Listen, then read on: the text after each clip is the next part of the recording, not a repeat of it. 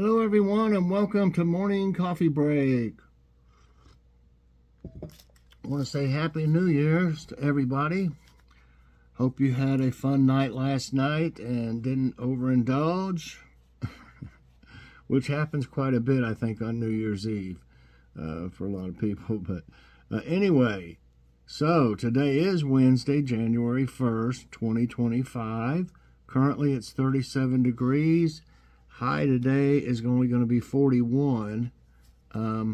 This pen, it keeps there. Chance of precipitation 40%, and winds are at 12 miles per hour. It has been real windy, especially yesterday. Oh my gosh. Not as bad as like when the hurricane came close by, but nevertheless real windy. I don't know how many miles per hour it was. It seemed like it was pretty, like, I don't know, 20 to 30 mile per hour probably. Today we'll have a Kroger haul. We went before, the first, and it was even busy then when we went. So we have a haul today. What's for dinner? I'm going to have that last piece of that baked, I'm going to make it baked ham, but the last piece of that ham that I've shown y'all that I got from Kroger for $5. They had another brand, I think it was Sugardale or something like that. And it looked to be, the same thing, a thick sliced ham steak. And they were actually a little bit less. Most of them were less. They went by weights on those. And I guess these other ones that are $5 are like all the same weight or something. But some of them were pretty cheap, $4 and some. But we still had this one. And what we do with ham is at the holidays, we'll eat it and turkey. And then we won't eat for quite a while sometimes. But I do like that ham though, and I'm going to use that. I don't think I have it out here right now. It's in the cabinet. That 4-6's smoky maple, I think it is seasoning. Oh my gosh, that stuff's so good, and it's great on ham. So baked ham for dinner, mashed potatoes, stuffing. I think she wanted stuffing with it. I just wrote it down because I think she said she wanted some. Gravy, cranberry sauce, and green beans. That's the plan anyway, subject to change. I don't think I'm going to make deviled eggs again. I made them for Thanksgiving and Christmas, and eggs are expensive. They were cheaper the last time we got them at Kroger, but in this haul you'll see today, they went up for $18 to $5.09. So it gets kind of expensive when you keep making deviled eggs, but we love them. If they want them, I'll be glad to fix them. Let's put it that way. Okay. Let's see what we got for jokes today.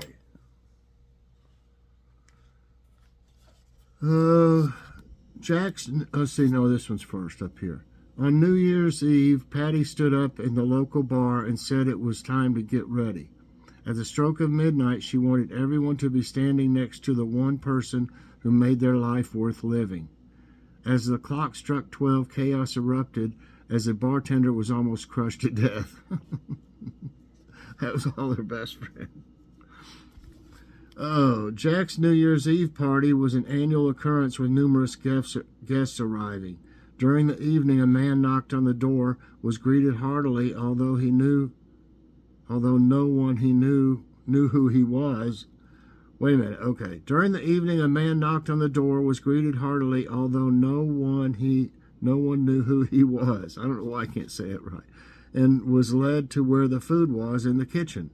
He sat there happily chatting away for a couple of hours before it all clicked.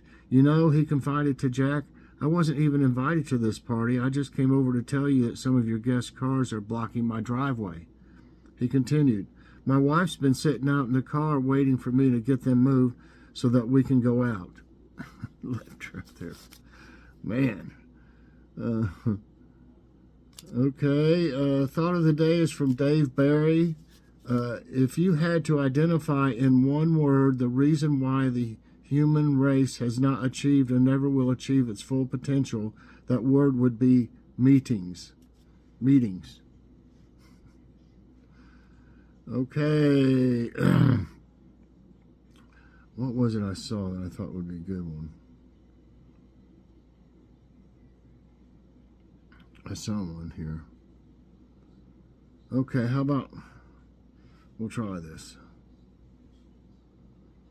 This one. Let's see what it's like for trivia time. According to the popular proverb, all roads lead to where? Berlin, London, Budapest, Rome. Well, I will say that the Romans pretty much built all the roads that were the first roads, I guess you'd say. They built them everywhere. So I'm going to say Rome. That's right. The proverb, all roads lead to Rome, derives from medieval Latin. It was first recorded in writing in 1175 by Alain de Lille, a French theologian and poet. It just keeps going. Now it's got a bunch of Latin words and stuff. I ain't trying to even pronounce them. The Italian brandy called grappa is made from which fruit? Grapes, orange, cherry, lime. Brandy grappa. I don't think it would be like the normal thing you'd think, like. No, brandy is, if I'm not mistaken, it's like real strong wine, I think. So, but that doesn't mean that, there's not other kinds. So I think it's kind of tricky. I might get this wrong, but I'm gonna go with cherries. Or did I even say the rest of them? They got grapes, orange, cherry, and lime. Grape, orange, cherry, and lime. Just like I said, though, you'd think if it's a wine, but just strong, you'd think of grapes. But for some reason, I think it's going to be cherry. No, I'm wrong. It's grapes. So I hope you didn't follow my lead on that one. I just thought maybe it'd be neat if it was made out of cherries. It'd probably be really good anyway. But, yeah, it's grapes. Let's see what it says about it.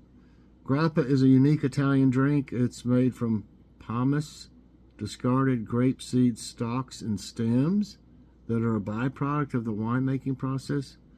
This liqueur has been around since the Middle Ages. Wow, I don't know. It's made out of sticks and stuff. I don't know about that.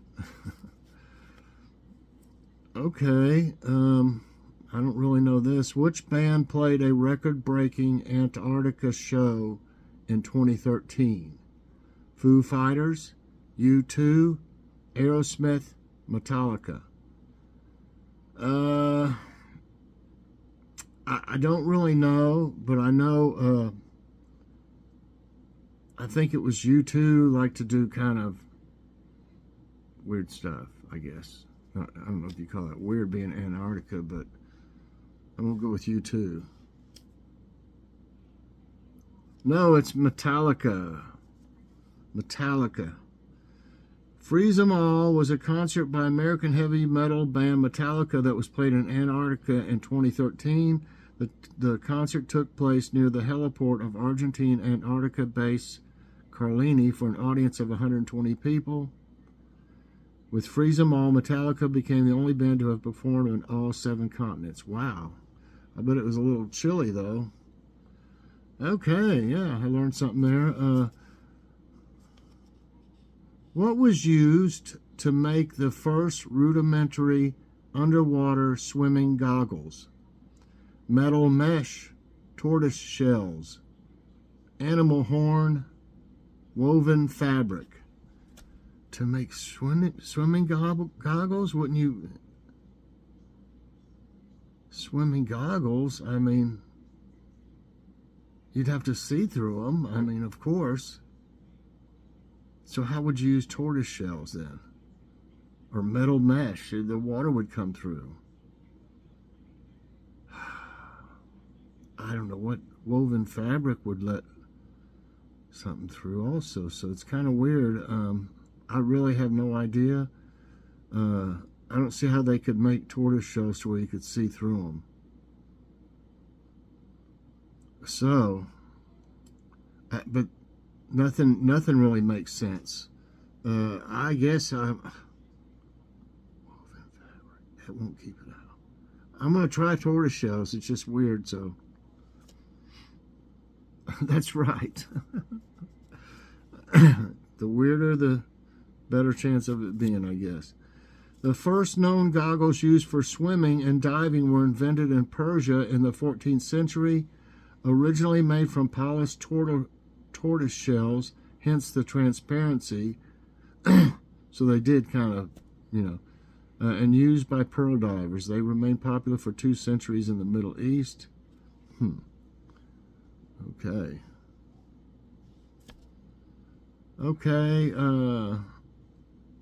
Which of these characters belongs to a novel by Robert Louis Stevenson? Dr. Jekyll, Robinson Crusoe, Mr. Darcy, Oliver Twist. I don't really know. I'm going to go with Robinson Crusoe. No, it's Dr. Jekyll.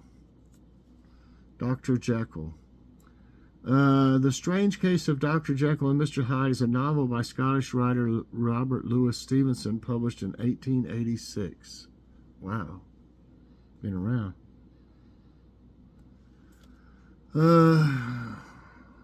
Wow, okay. Which of these groups is St. Nicholas the patron saint of? Children and sailors, soldiers, pirates and doctors, women. Well, if this is like what St. Nicholas, like Santa, if this is what he was patterned after or whatever, I would think children and sailors. I don't know about sailors, but that's right. St. Nicholas, also called Nicholas of Bari or Nicholas of Myra. Western Feast Day, December 6th, Eastern Feast Day.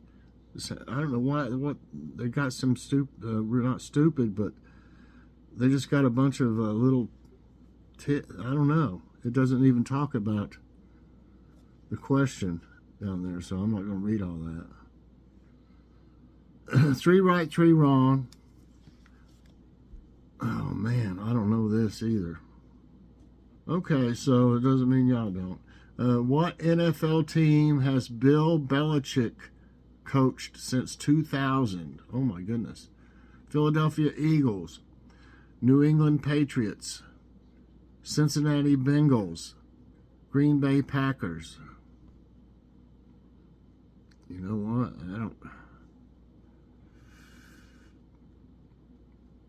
I don't know, really. I've heard that name before. I'm going to go with New England Patriots. That's right. Okay, it says Bill Belichick is an American professional football coach who's the head coach and general manager of the New England Patriots of the National Football League after being named head coach of the Jets. Belichick resigned after only 1 day on the job to accept head coaching job for the New England Patriots on January 27, 2000. Wow. 24 years. Okay, after which theater was the 1922 snowfall in Washington, D.C. named? Lincoln Theater. A snowfall was named after. Knickerbocker Theater, Howard Theater, Warner Theater. I have After which theater was the 1922 stop? Wow. I don't know. For some reason, I want to say Lincoln Theater, but that's wrong. And this is the other one I considered, was Knickerbocker Theater, although I didn't know it. The Knickerbocker storm was a blizzard on January 27 through 28, 1922 in the upper South and Middle Atlantic United States. How much did they get? 20 inches. That ain't that much. Really? That's so terrible. 20 inches of snow now, I don't think that would be maybe in 1922. It was a problem, maybe. 4 right, 4 wrong.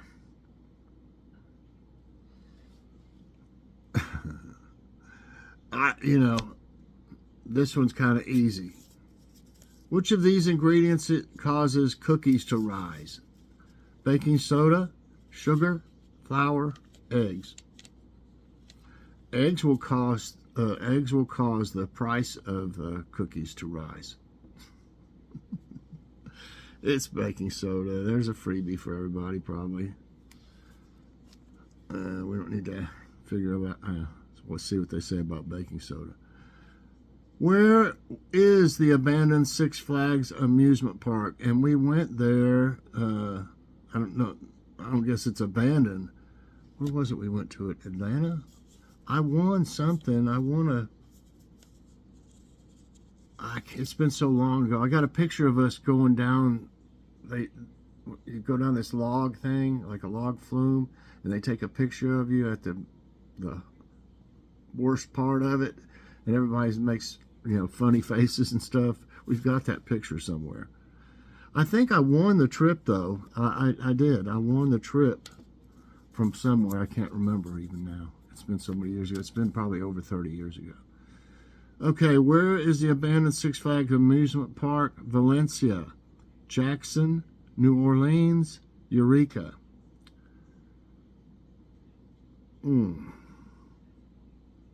I don't know. I don't know if there was ever one in New Orleans. So I'm going with Jackson. No, it's New Orleans. Before Hurricane Katrina hammered the Gulf Coast in 2005, there was a Six Flags just outside of New Orleans, Louisiana. After the storm, the park was flooded. Almost 2 decades later, Six Flags New Orleans still sits abandoned. Wow. Well, now a time capsule of life before Katrina.